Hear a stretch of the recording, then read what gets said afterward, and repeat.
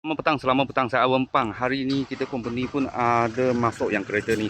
Tahun 2012, Toyota Camry 2.5V ya, 2.5V spec. Okey. Harga jual 36,800.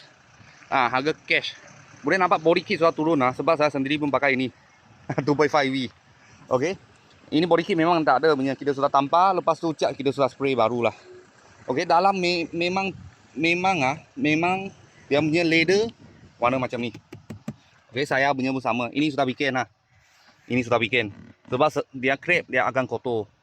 Saya punya pun macam ni. Okey. Dalam dia original punya touchscreen lagi Saya sudah tukar Android Braille Okey. Belakang macam ni. Belakang punya original punya. Boleh tengok belakang punya leather.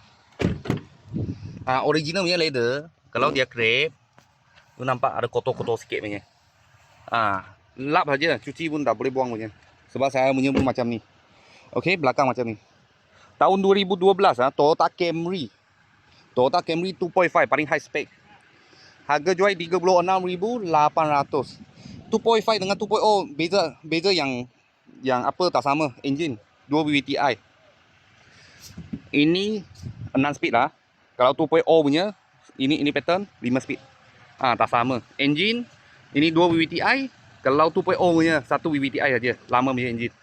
Kalau bos-bos dan kawan-kawan siapa cari Camry Toyota Camry 2.5 paling high spec punya, kita sini ada sebiji. Harga jual 36,800. Kalau ada apa murah-murah kereta, saya akan video lagi. Thank you bos, thank you.